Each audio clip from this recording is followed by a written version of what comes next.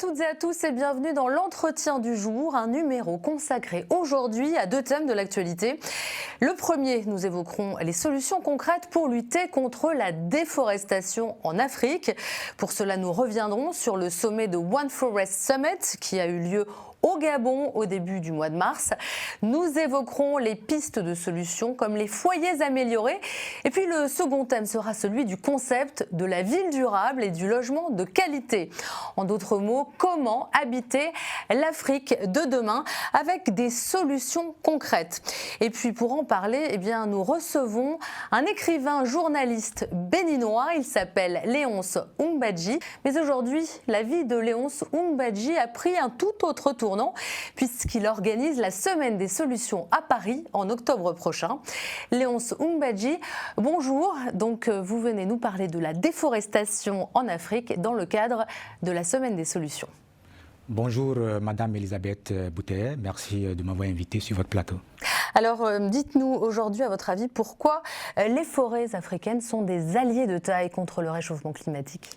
Les forêts africaines sont très essentielles, très importantes dans la conservation de la biodiversité et dans la lutte contre le changement climatique en Afrique et même en dehors de l'Afrique. Alors à votre avis, pourquoi les forêts africaines sont aujourd'hui des alliés de taille contre le réchauffement climatique? Les forêts en Afrique sont essentielles dans la préservation de la biodiversité, dans la lutte efficace contre le changement climatique et dans la valorisation des richesses forestières que nous avons en Afrique. Alors justement, dans votre semaine des solutions, vous allez parler de la biodiversité, vous allez parler de la déforestation. Quel va être l'enjeu de cette semaine des solutions? Qu'est-ce que vous allez essayer d'apporter de plus? Oui, effectivement, du 23 au 28 octobre prochain à Paris, nous allons organiser la première édition de la Semaine de l'Afrique des solutions qui vise à valoriser les initiatives porteuses de solutions. Et donc, dans le domaine de la biodiversité, dans le domaine des forêts, il y aura des conférences de très haut niveau sur des thématiques constructives pour que nous puissions ensemble apporter des solutions concrètes, constructives et dynamiques dans la lutte contre la déforestation. Alors, est-ce que vous avez des exemples ? En termes de thématiques. De solutions. De solutions. Oui, il y a des solutions qui existent. Par exemple, il y a les foyers améliorés, de plus en plus au niveau du continent africain, notamment au Congo, au Togo et au Bénin et dans d'autres pays en Afrique. Il y a des jeunes, des femmes, des hommes qui créent, qui inventent, qui apportent des solutions constructives pour quand même faire face à la déforestation ou bien pour faire face à la lutte contre le changement climatique. Alors les foyers améliorés, en France, on va parler par exemple des inserts. Les inserts donc, qui vont aider à chauffer différemment les logements. En Afrique, là où la température est élevée, qu'est-ce qu'on appelle un foyer amélioré? Ce sont des fourneaux. De plus en plus, les jeunes en fabriquent, sont des fourneaux écologiques et ça permet d'utiliser moins, comme on appelle, du bois. Ça permet d'aller détruire les forêts, d'éviter la destruction des forêts. Qu'est-ce qu'un fourneau écologique? Ce sont des fourneaux qu'on utilise, que les jeunes créent au niveau du continent et même ça se voit également ici en France et ça ne pollue pas. Ça ne pollue pas et ça évite, comme je le disais tout à l'heure, d'aller détruire, parce que la déforestation, les gens qui vont, les femmes, les bonnes dames notamment, qui vont dans les forêts pour utiliser les bois à usage domestique ou bien à usage agricole et d'autres, et même vendre à usage industriel. Et donc, en utilisant ces foyers améliorés, ça permet donc d'éviter la déforestation. Alors, bien sûr, il va falloir équiper les foyers, par exemple de ces fourneaux. Quels vont être les moyens mis en œuvre pour équiper les gens ? Effectivement, c'est pourquoi nous disons que de plus en plus, il y en a sur le continent. Maintenant, il nous revient, et il revient également aux dirigeants, de faire la promotion, de valoriser ces foyers améliorés pour que de plus en plus nous puissions avoir au niveau du continent, dans nos différents pays en Afrique, des foyers améliorés. Ce n'est pas une solution, comme on appelle, unique. Il y en a d'autres pour faire face à cette problématique-là. Mais nous pouvons déjà commencer par expérimenter les foyers améliorés. Comme je le dis, c'est déjà expérimenté au Congo, et au Bénin, au Togo, et au Burkina Faso et dans d'autres pays dans la sous-région. D'accord. Est-ce qu'il y a justement des moyens mis en œuvre, par exemple avec des aides au financement ? Ça n'existe pas encore, c'est pourquoi nous disons qu'il y a déjà des efforts qui se font sur le terrain, indépendamment de l'accompagnement des différents États.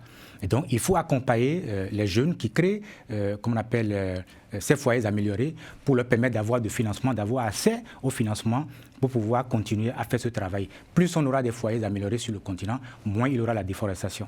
Alors donc, il y a par exemple les fourneaux, mais qu'est-ce qu'il y a d'autre? Est-ce que vous aidez justement des jeunes entrepreneurs à trouver des solutions pour justement créer ces foyers améliorés? Lors de la Semaine de l'Afrique des solutions, nous allons dans un premier temps révéler et valoriser les solutions qui existent déjà dans ce domaine-là. Si les solutions n'existent pas, nous allons les envisager. Est-ce que vous pouvez nous donner des exemples concrets? En termes d'accompagnement? Oui, en termes de solutions, d'accompagnement, on a bien compris qu'il fallait valoriser ces solutions. Oui. Est-ce que vous pouvez nous en dire plus concrètement sur ce que ça peut être? Ça peut être des financements participatifs, par exemple, parce que les jeunes, difficilement, ont accès au financement au niveau des banques. Parce qu'aujourd'hui, pour avoir accès au financement au niveau des banques, c'est très difficile en Afrique.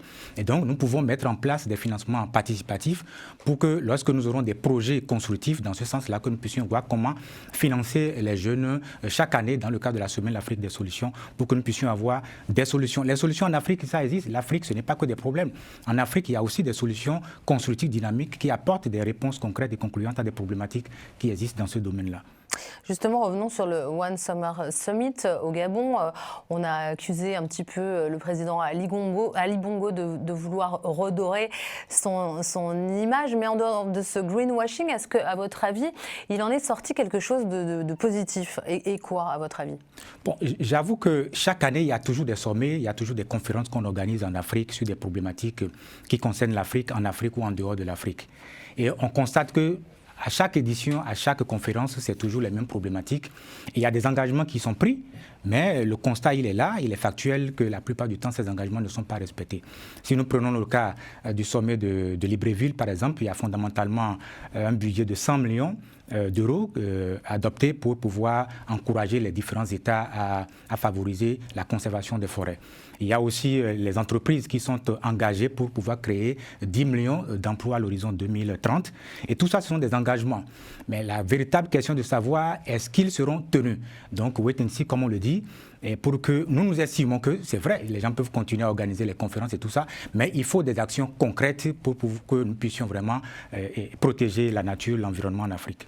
Est-ce que vous, avec votre semaine de solutions, donc qui va être la première édition au mois d'octobre prochain, vous vous considérez comme un relais justement de cette COP15 sur la biodiversité ou encore du One Forest Summit? Oui, nous venons, vous allez constater tout à l'heure que je n'ai pas voulu aller trop dans les détails au niveau des solutions parce que si nous disons tout ici, la semaine c'est en octobre prochain. Nous, cette semaine, l'Afrique des solutions, ce n'est que pour évoquer que des questions liées aux solutions. Et donc les problématiques sont connues. Depuis des décennies, nous connaissons tous les problèmes auxquels l'Afrique fait face. Il nous revient aujourd'hui de mettre en place des structures qui puissent nous permettre de promouvoir les solutions. Il est temps de tourner les regards vers les solutions que de continuer à promouvoir les problèmes. Les problèmes sont connus, il est temps d'agir et agir, c'est maintenant. Alors, parmi justement les deux grands axes sur la protection des forêts, on peut parler du premier, c'est de conserver les forêts existantes et de replanter. Est-ce que vous avez mis en place justement des mesures de replantation des forêts, des arbres ? Oui, effectivement, ça fait partie de nos solutions parce que dans certains pays, en Afrique notamment au Bénin par exemple, le 1er juin de chaque année, il y a ce qu'on appelle la journée nationale de l'arbre. Mais le problème en Afrique, c'est que nous plantons les arbres. Mais on a un véritable problème qui est au niveau de l'entretien de la protection. Il y a peut-être 10 millions d'arbres plantés chaque année, mais le résultat est là. Il n'y a pas de suivi, il n'y a pas d'évaluation. Et donc la plupart du temps, ces arbres, une fois plantés, le suivi manquant, on n'arrive pas à atteindre les résultats escomptés. Donc il faudrait mettre en place une politique publique qui puisse nous permettre réellement de planter les arbres. L'Union africaine peut porter par exemple cette ambition-là au plus haut niveau pour que dans chaque pays, on puisse déterminer un nombre pour qu'on puisse planter ces arbres-là et surtout mettre en place des mécanismes qui permettent de les entretenir, de les protéger. Par exemple, de les arroser. On connaît les arbres qui ont été plantés, effectivement, des centaines d'hectares qui n'ont pas été arrosés. Donc oui, les arroser et aussi impliquer les communautés à la base, impliquer les populations locales. Parce qu'il ne suffit pas que l'État descende dans une localité et plante les arbres et s'en va. Mais le suivi, l'entretien, ça revient aux populations locales. Donc, il faut vraiment impliquer les populations. Il faut que la prise de décision puisse tenir compte des réalités du terrain. Une fois que les populations vont sentir que ça les concerne aussi et que la protection de l'environnement aussi est une affaire qui les concerne, elles vont s'impliquer. Donc, il ne faut pas prendre les décisions en haut et venir les imposer à la base. Il faut impliquer les populations. Alors, une des autres solutions qui est sortie de ces deux sommets, c'est bien sûr de limiter la consommation de viande bovine, de chocolat, d'huile de palme et de caoutchouc. Vous, en tant que lobbyiste, est-ce que vous travaillez avec les États pour limiter justement la consommation de ces produits ? Oui, c'est une solution, comme on appelle, une très bonne solution. La difficulté, ça va être dans la mise en œuvre. C'est à ce niveau-là, parce que vous savez, il y a des pays, je ne vais pas les citer au niveau de l'Afrique, si on prend l'Afrique francophone par exemple, où on retrouve les palmeraies dans ces pays-là. Et les populations locales n'ont que ces solutions-là, parce qu'ils vivent dans cette réalité-là. Donc il revient aux États de prendre les mesures qui s'imposent pour que la mise en œuvre puisse être ce que nous souhaitons tous. Et vous, dans votre semaine de solutions, justement, sur la consommation de ces produits, comment vous allez œuvrer pour apporter des solutions concrètes? Oui, il y a des solutions locales qui existent, il y a des solutions globales. Et nous voulons mettre l'accent sur l'implication des communautés. Parce que ce que nous constatons jusque-là, c'est qu'il y a des grands sommets chaque année, il y a des grandes conférences chaque année qui ne tiennent pas compte des réalités réelles sur le terrain, qui ne tiennent pas compte de l'implication active des populations, des communautés. J'ai remarqué par exemple qu'au niveau du sommet de Libreville, ils ont pris cela un peu en compte parce qu'il y a quand même les membres de la société civile, des organisations communautaires qui ont été impliquées, mais il faut aller au-delà de cela pour que les populations puissent se sentir réellement concernées, pour que la solution dont vous parlez puisse donner les résultats escomptés. C'est par exemple, est-ce que vous avez des exemples à nous donner? D'implication des populations? Oui, mais une fois que les populations, ce sont elles à la base qui sont mieux placées que nous pour savoir de quoi elles ont besoin pour apporter leur contribution de qualité à la lutte contre la déforestation. Donc, quelles que soient les solutions que nous allons envisager, si elles ne sont pas impliquées, ça ne peut pas donner des résultats. Et donc, en termes de solutions concrètes, c'est d'abord d'impliquer les populations à la base dans la prise des solutions pour que le suivi puisse donner des résultats. Léontoun Badji, merci d'avoir été avec nous. Merci, on espère un grand succès donc pour votre semaine de solutions qui aura lieu, je le rappelle, à Paris en octobre prochain. L'entretien du jour, c'est terminé pour aujourd'hui, mais restez avec nous, le programme continue sur Télé Sud.